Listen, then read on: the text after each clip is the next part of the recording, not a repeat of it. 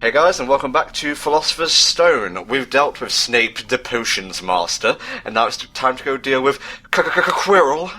Snape, the Potion Dick. Another crazy timer, because this makes sense. Hey, you know what? Let's make it really hard to get to the class by putting it on top of another fucking story you have to climb up to. You wonder why these kids are late all the time. I'm sorry, Professor, I had to collect all the beans so I could get in the magical upgrade. I don't want to hear that. Don't give me your shit! For the last time, I don't care if you're trying to create a remix, it's very insensitive of me, okay? And I clearly fell right through that book. Yes, you did. I wonder what the dropout rate in Hogwarts is due to, tardiness. Well, if there was like an animal antics kind of stage, I'm guessing it would be like in the 75 percentile.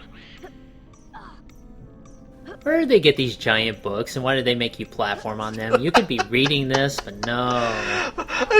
When you get to these kind of licensed games, it's really pedantic, and it's kind of like a Let's Player kind of cliche, I guess. But in the context of Hogwarts, it is kind of funny, I have to admit. How is it funny? It's a school. They're books. It's a magic school. Magic books. I don't know about you, Richie, but when I was at school, to get to, like, humanities and shit, I didn't have to platform across giant icebergs and the like. Fuck you, that wasn't Richie. Basically just, climbing stairs, at most.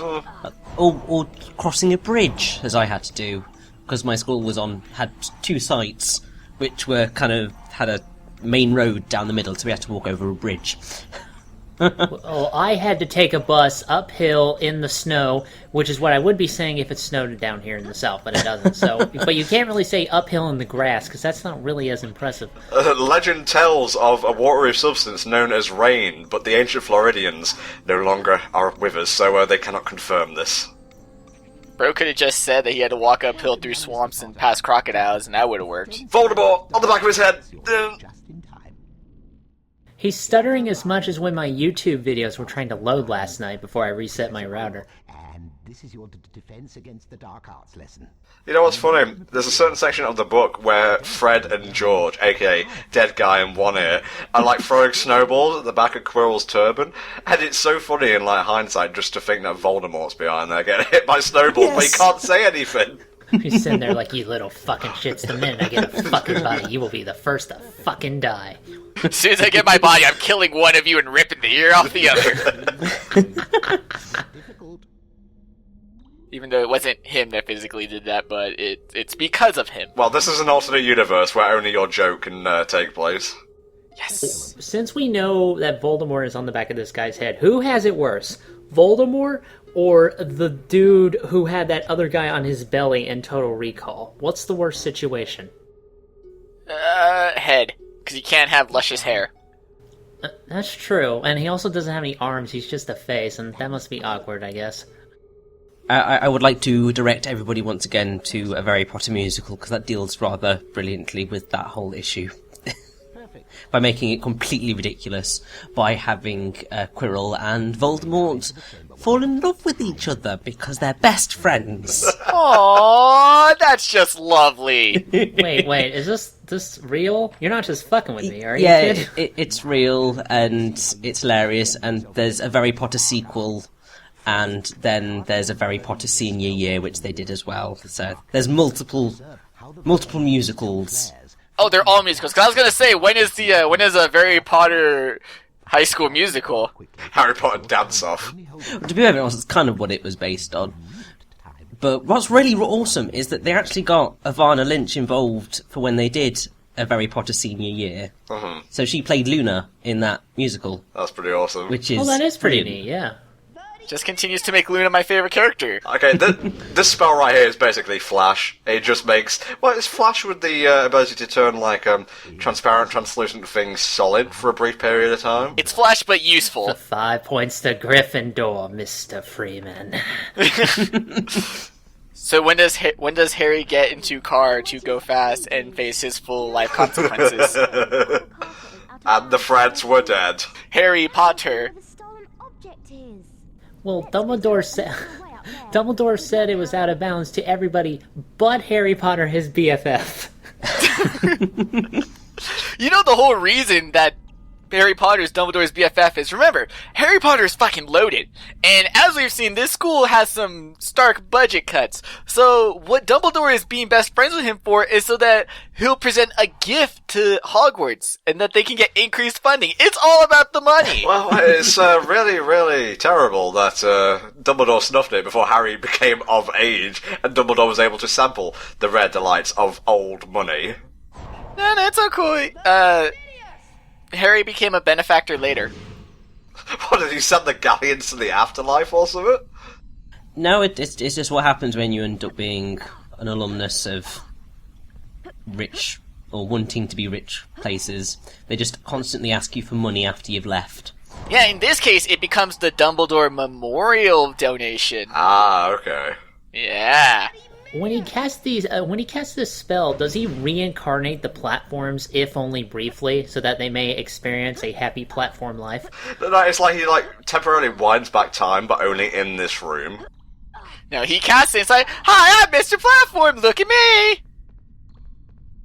And then they try to end their existence as quickly as possible. But that's my favourite witch or wizard familiar, the floating platform, I believe. That's like the discount one. You have to get it like the Wizard Warehouse. You know, they've been selling them real cheap. So, do you think that really, really super duper poor wizard families, when their kid goes to Hogwarts, their parents "Here's your owl"? It's it's just an empty cage, mom. No, sweetie, the owl's invisible. And also, you can't touch the owl. You cannot caress it. It's magic. It's wow, Mom, I love you! Okay, this is, well, it's already a dungeon, but this is a more traditional kind of Zelda-type dungeon, in which we have to, find and destroy different coloured eyeballs. So if we had went and talked to not John Cleese, I'm sure he would have clued us in on this, but, it don't really matter. We're going to be accosted by not Rick Mayall here. oh my god, what the hell? This is Peeves. He's in the books, but he's not in the movies. He was going to be Rick Mayall, but for whatever reason, he never made it to the final cut. He's Mr. Ice Maker, he's Mr. Snow, da-da, da-da. That's exactly it, actually. It's like a mix between that and Joker. Well, that was annoying. What's next? More video games. Tons of platforming, tons of collecting beans, and, well, that's about it. Don't forget to look out for the cards. You need them to get the proper ending. Wait, really? So is the bad ending where Harry Potter, Harry Potter doesn't learn how to duel on motorcycles. No, the bad ending is where Harry Potter decides to be a dick and just blows everything up. Or he accepts Voldemort's invitation to be evil. It's yeah, you know what? Yeah, sure, why not? Sounds cool. Or the bad ending is Harry dies. No, the BioWare decision would be that Harry Potter casts a spell at the end of the game, and depending on your ending, the spell is either red, blue, or green. Shut up, Maxie, no, please, anything but that joke, oh Jesus. It's not even a fucking joke, what are you saying, man? Well, I was going to say, that thing about Harry, joining with Voldemort is strikingly similar to how, the bad ending for Thousand Year Door goes, Paper Mario. Oh yeah, but that just gives you a game over, which is lame. I want a true bad ending with Mario. I guess it would be a bad ending for the wizarding world if Voldemort, got everything that he wanted. I'm so glad they have these in the dungeon. Which Zelda game did they get these enemies out of? The Shadow Temple. I'm gonna say Forest, because there's 4, and they're annoying, and they're spinning around. Yeah, and they're different colours. Which one's Meg? I don't know, I'm not that... It's the purple one, you fool! For more context of this joke and more, watch the HellfireComms playthrough of Ocarina of Time. Starring me, not these guys. That's because I don't care. Avoid the water temple one at all costs. And by the way, at the time this goes up, well, it should be replacing the Link's Awakening DX playthrough, so I'm going to retroactively say, even though we haven't recorded the last 3 parts of that was a great playthrough, Mexi, and you did a fantastic job. Yeah, I know. I love it when you compliment me on my great gameplay footage. Can I get a compliment? I want one. Record a game or 2 for us, please. Dude, you recorded Chex Quest, alright? You don't need a compliment. You already I am lavish. Recording more than that, so don't No, sass dude, me, you didn't let me. alright? You didn't let me finish. I was saying that recording Chex Quest is the reward all in its own. But if you want to go and make me the dick of the group, then fine, whatever. Well, they put me in Slytherin anyway, even though I'm like the atypical fat Slytherin that nobody likes, even the other Slytherin, so I got to prove myself, you see. That's my Hogwarts story. Dude, there's totally tons of fat Slytherins. That's true, but most of them don't wear it as well as I do, so there you go. I like how you've lost over 50 pounds and you're still calling yourself fat.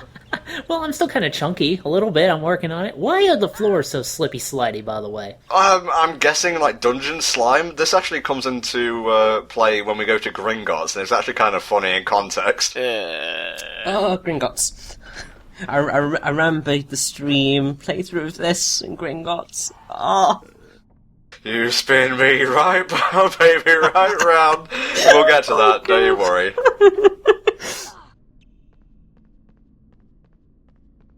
Wow, this is a Zelda dungeon, because I'm already bored out of my mind. Well, seeing as everybody's bored, do you want to hear surprisingly shocking facts Yes, about the game? yes. So, the game actually received rather positive sales figures. So it was between November 2001, which is around when it came out, to February 2002, it was one of the top 3 highest-selling PC video games, and was the top-selling PC title in December 2001. Jesus. Then the PlayStation version sold 8 million copies, which makes it one of the best-selling PlayStation games, and one of the best-selling video games of all time when it was released. And also, it received nominations for awards. So it got three nominations from the Academy of Interactive Arts and Sciences for Best Console Family Game, Best Original Music Composition, and Best PC Family Game at the 5th Interactive Achievement Awards. Okay, I can understand it being praised, but that's a little too much. You guys make this sound like this is the holy fucking grail of gaming. Holy shit. It was also nominated for Nickelodeon's Kids' Choice Award in the Favourite Video Game category at the 2002 Nickelodeon Kids' Choice Awards. Nickelodeon awards don't matter. Kids are idiots. They vote for stupid shit. They're like, Phineas and Ferb is the best TV show of all time. Okay, well, Phineas and Ferb isn't that bad. It gets even worse. The remake, which was like PS2, Xbox, GameCube, received a nomination for a Golden Joystick Award in 2003 for MTV Film Adaptation of the Year, but thankfully it lost to The Lord of the Rings: The Two Towers, and the soundtrack received another nomination from the Academy, but it lost to a game called Tropico. So... I'd just like to point out that Lord of the Rings, The Two Towers, and especially Return of the King, those like brawler kind of games that had co-op, are fucking fantastic. Definitely some of the best licensed games. I just want to let you guys know that even though Harry Potter won all those awards, it came out 2001, right? Uh-huh. We're talking about the right year. Yeah, you wanna know what else came out that year? Halo, fucking Final Fantasy X, Melee. Yeah. What the fuck? Well, I should point out that it didn't, I don't think, win, it just got nominated, thank God, but still the fact that it got nominated. Oh, okay. Well, no, nominated's fine. I thought it won all those things. I was like, no fucking still. way. Well, I have to say, I do really like this game, and it's probably nostalgia bias talking. I do enjoy it. It's janky here or there. I don't think it deserved, like, awards, like, one after the other. You know, it is interesting that it did come out the same year as Melee, because as you know, really hardcore fans in this game, they defend particular spells over the other, and the tournaments for this game are just exactly the same. I personally can't watch them. I don't know about you guys. I need a bit more variety in my Harry Potter competitive. Yeah, I don't play unless Imperio is banned, personally. No, but seriously, we just need to have the Avada Kedavra in there, and so you just kind of end things very ridiculously quickly. Oh, you know that EA would just make that a DLC option, come on. That's the equivalent of playing the self-destruct button in Yu-Gi-Oh! Oh, good shot on that wall there, Tom. Thanks, Helldragon. Why don't you retroactively record the game for us? Please don't record this game. No, record the PS2 remake.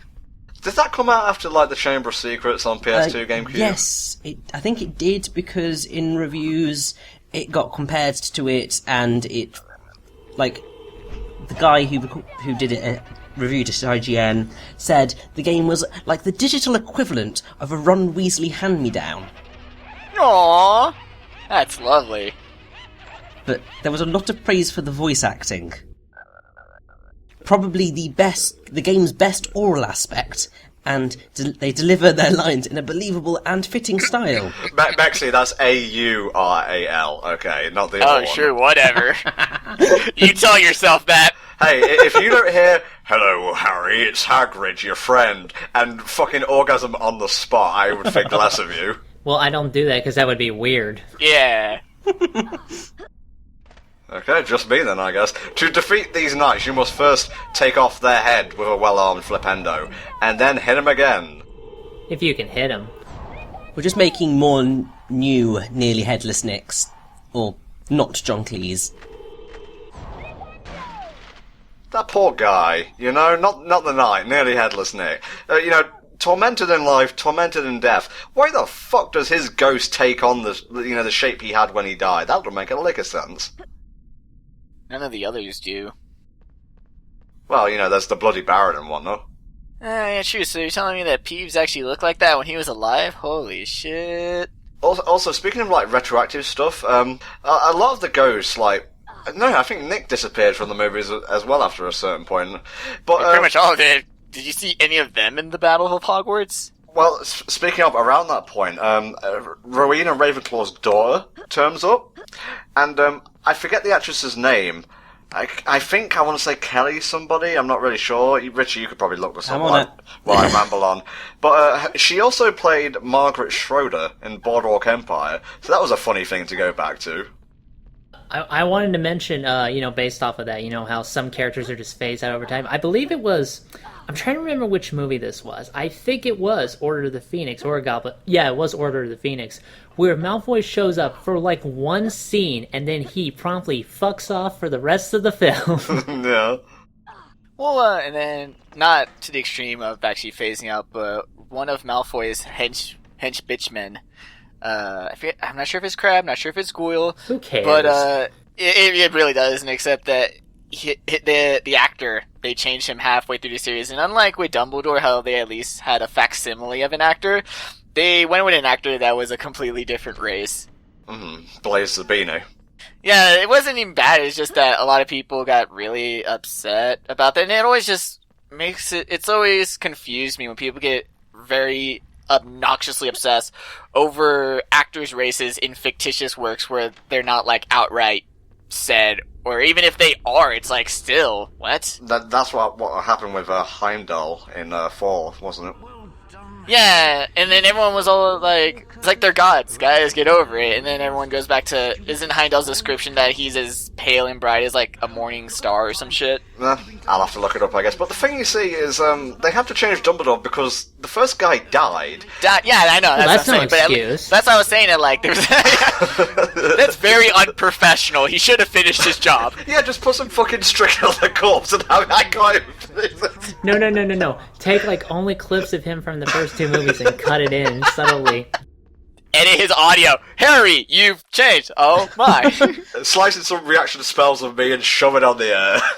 Well, I mean, it's essentially what they did in Gladiator, and sort of, there's The Crow, which they kind of made loads of CGI stuff. Yeah. Okay, let me get to my fucking point. I think it was Crabbe who they took out of the movies, because his actor got busted for dealing drugs. Yep. Nice. Hey, that's just being in character. That's method acting, alright? I'll have you know. I want to be a proper fucking real Slytherin in it, so I'm gonna, like, pass this crack around them. He's passing the wizard crackers, yeah.